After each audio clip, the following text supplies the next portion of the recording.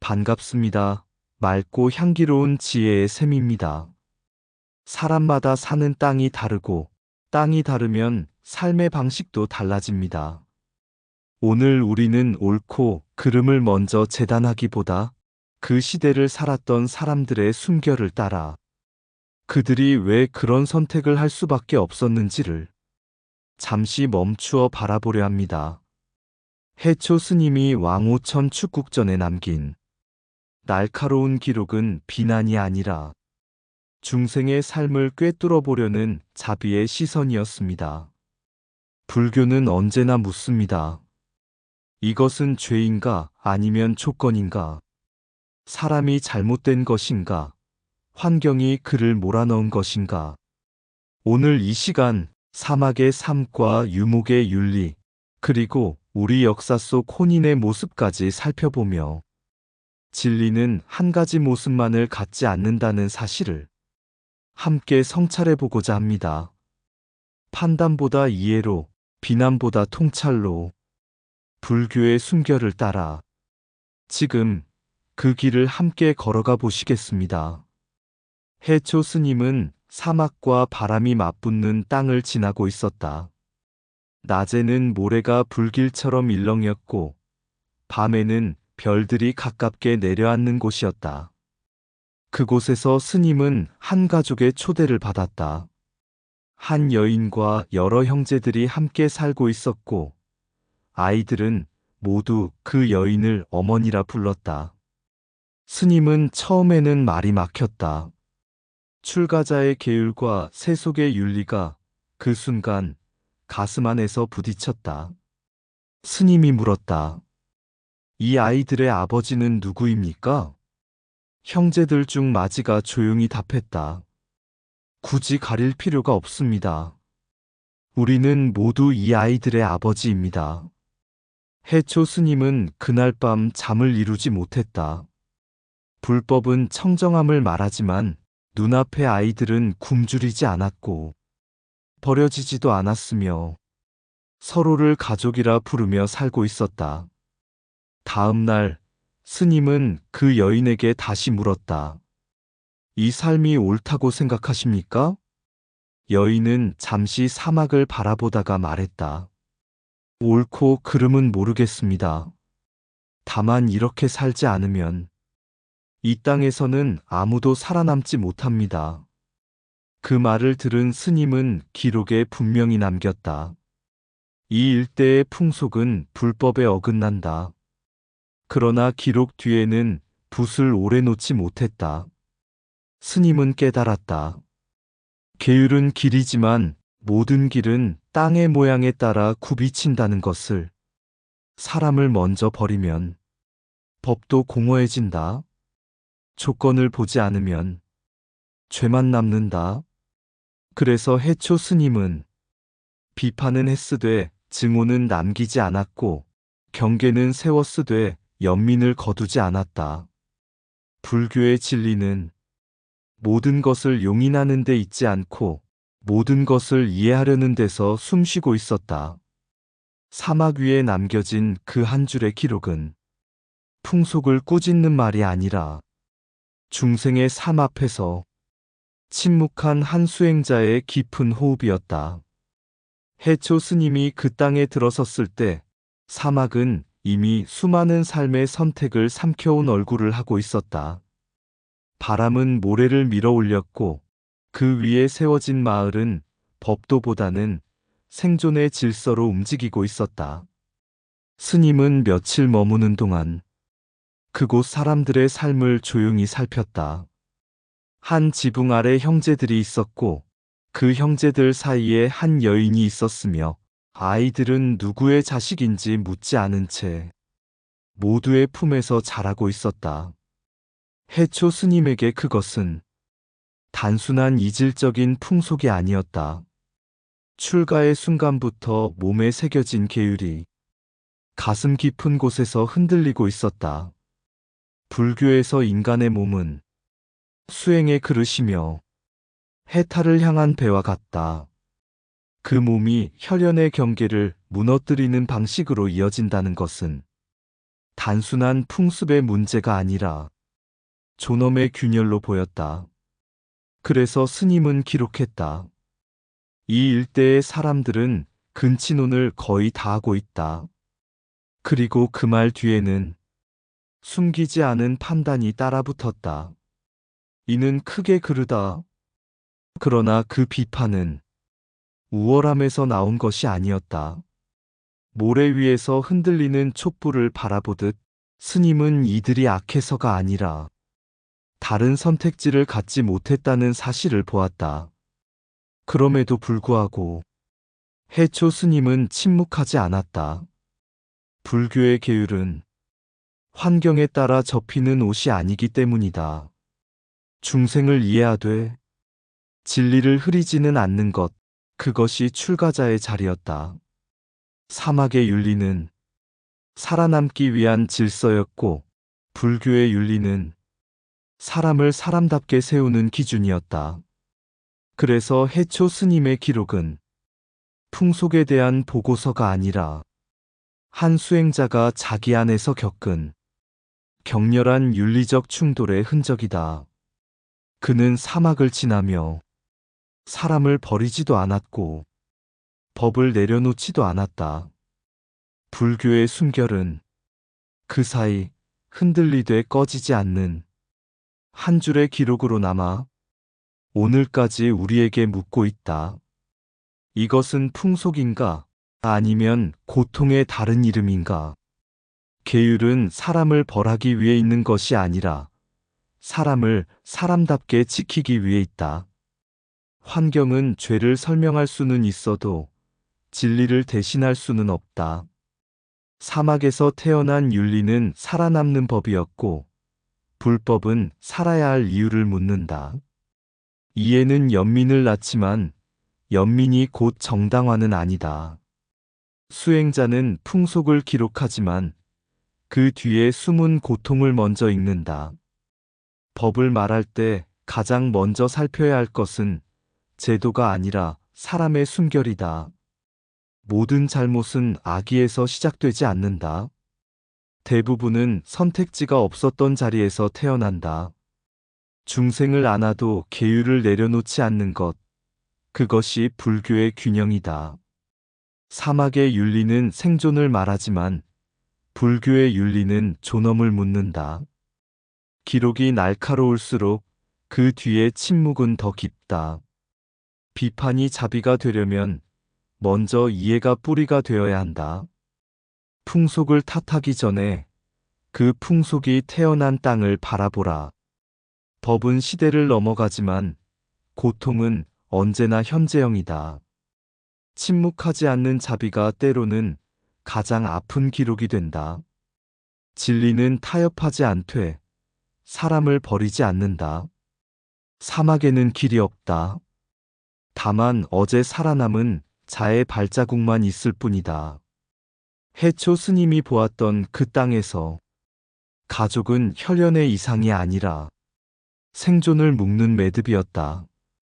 비가 오지 않는 해가 이어지면 한 사람의 노동으로는 아무도 살아갈 수 없었다. 말과 양을 지키고 물을 찾아 이동하고 외부의 침입을 막아야 했던 유목의 삶에서 가족은 사랑보다 먼저 협업의 단위가 되었다. 그래서 형제들은 흩어지지 않았다. 흩어지는 순간 가문은 사라지기 때문이다. 한 여인을 중심으로 형제들이 결합한 이유는 욕망이 아니라 분산을 막기 위한 선택이었다. 아이의 아버지를 따지는 일은 이 땅에서는 의미가 없었다. 누구의 시냐보다 누가 이 아이를 지켜줄 수 있느냐가 더 중요했다. 그래서 자식은 맏형에게 귀속되었고 가게는 하나의 줄기로 이어졌다. 불교의 눈으로 보면 이 제도는 분명 청정하지 않다. 그러나 동시에 의도 없는 죄도 아니었다. 이들은 악을 택한 것이 아니라 멸망을 피한 것이었다. 이 지역에 퍼져 있던 조로아스터교의 전통 또한 이 선택을 굳혀주었다. 불의 순수성을 지키듯 혈통의 순수성을 지키는 것이 곧 우주 질서를 보존하는 일이라 믿었기 때문이다. 피를 섞지 않는다는 신념은 신앙이었고 동시에 전략이었다. 해초 스님은 그것을 보며 불교가 말하는 중도를 떠올렸다. 모든 행위는 인연 속에서 일어나고 인연을 떠난 선악은 없다는 가르침이었다. 그러나 스님은 또한 알았다. 조건이 이해된다고 해서 그 행위가 수행의 길이 될 수는 없다는 것을. 생존은 삶을 연장하지만 깨달음은 삶의 방향을 바꾼다. 그래서 이 사막의 제도는 불법 이전의 선택이었다. 도덕이 태어나기 전 먼저 숨을 쉬어야 했던 인간의 모습이었다. 불교의 숨결은 이 삶을 미화하지 않는다. 다만 묻는다. 이 선택이 옳았는가가 아니라 이들이 다른 선택을 할 수 있었는가? 그 질문 위에서 사막의 바람과 불교의 침묵은 같은 방향을 향해 흐르고 있었다. 사막에서의 가족은 사랑의 형태가 아니라 생존의 기술이었다. 도덕은 숨을 쉰 뒤에야 비로소 질문될 수 있다. 악을 택한 것이 아니라 멸망을 피한 선택도 있다. 혈연을 지킨다는 믿음은 신앙이었고 동시에 방패였다. 일부일처는 이상이지만 모든 땅이 이상을 허락하지는 않는다. 아이의 씨보다 중요한 것은 아이를 지킬 손이었다. 제도가 된 관습은 욕망보다 두려움에서 태어나는 경우가 많다. 이해된 조건은 죄를 설명하지만 수행의 길을 대신하지는 않는다. 생존은 삶을 연장하지만 깨달음은 삶의 방향을 바꾼다. 유목의 윤리는 흩어짐을 막는 법이었고 불법은 집착을 푸는 길이다. 피를 지킨다는 신념은 순수였으나 그 대가는 무거웠다. 중도란 타협이 아니라 인연을 끝까지 바라보는 눈이다. 사람이 만든 제도에는 언제나 땅의 그림자가 드리운다. 이해가 깊을수록 판단은 늦어진다. 불교는 과거의 선택을 미화하지 않고 그 고통을 꿰뚫는다. 신라의 하늘 아래에서 피는 단순한 혈연이 아니라 권력의 언어였다. 성골과 진골. 태어나는 순간 이미 정해진 이름이었고 그 이름은 곧 통치의 자격이 되었다. 불법이 말하는 평등한 불성은 아직 이 땅에 닿지 못한 채 피는 신분을 가르고 운명을 고정시켰다. 그래서 혼인은 사랑의 결실이 아니라 질서를 유지하는 장치였다. 고귀한 피를 지키기 위해 다른 피를 경계했고 같은 피 안에서 이어지는 결합은 비난이 아니라 충성으로 여겨졌다. 김유신 장군의 가문은 그 시대의 논리를 가장 또렷이 보여준다. 왕실과 혼인으로 엮인 혈연, 여동생이 왕비가 되고 그 왕비의 딸이 다시 김유신의 부인이 된다. 오늘의 눈으로 보면 말문이 막힐 일이지만 그 시대에는 질서를 완성하는 선택이었다. 이 혼인은 개인의 욕망이 아니었다. 국가의 안정을 위해 가문이 스스로를 바친 결과였다. 피는 섞이지 않아야 했고 권위는 끊기지 않아야 했다. 불교의 눈으로 보면 이 모든 것은 집착이다. 피에 대한 집착, 신분에 대한 집착, 영속성에 대한 두려움. 그러나 그 집착은 무지에서만 나온 것이 아니었다. 나라가 흔들리면 법도 백성도 함께 무너졌기 때문이다. 그들은 불성을 몰라서가 아니라 불안을 먼저 알았던 사람들이었다.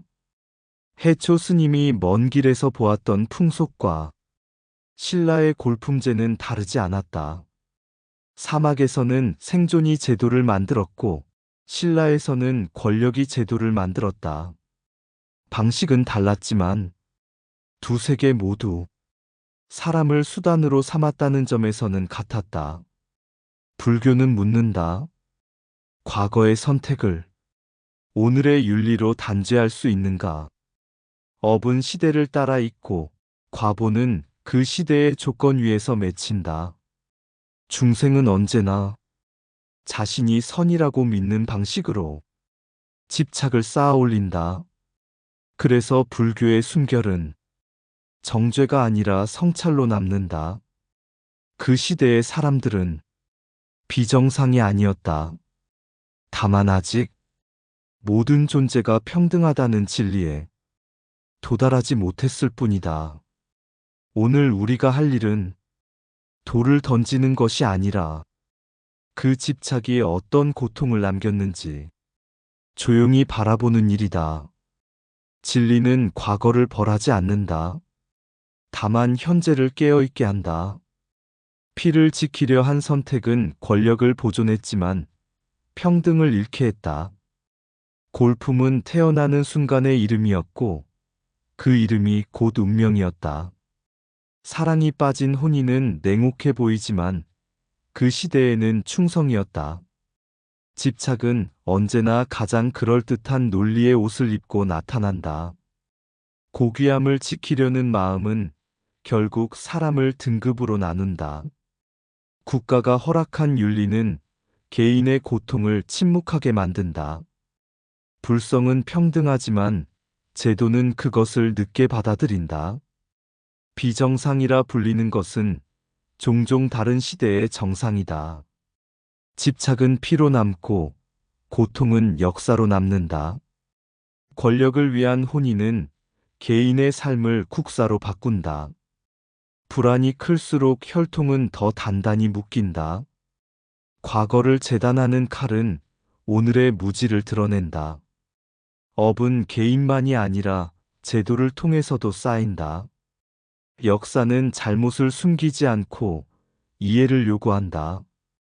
진리는 과거를 단죄하지 않고 현재의 눈을 밝힌다. 해초 스님은 사막을 지나며 돌처럼 굳은 풍속을 기록했고 우리는 신라와 고려의 역사 속에서 피로 짜인 제도를 바라보았다. 서로 다른 땅, 다른 시대, 다른 모습이었지만 그 밑바닥에는 하나의 공통된 맥박이 흐르고 있었다. 두려움이었다. 굶주림에 대한 두려움, 멸망에 대한 두려움, 권력을 잃을지 모른다는 두려움. 사막에서는 살아남기 위해 윤리가 뒤로 물러섰고 신라에서는 지키기 위해 사람이 제도 속에 묶였다. 불교는 이 모든 것을 단순히 옳다거나 그르다고 말하지 않는다. 다만 묻는다. 이 선택이 어떤 고통을 낳았는가? 중생은 언제나 자신이 옳다고 믿는 방식으로 업을 쌓는다.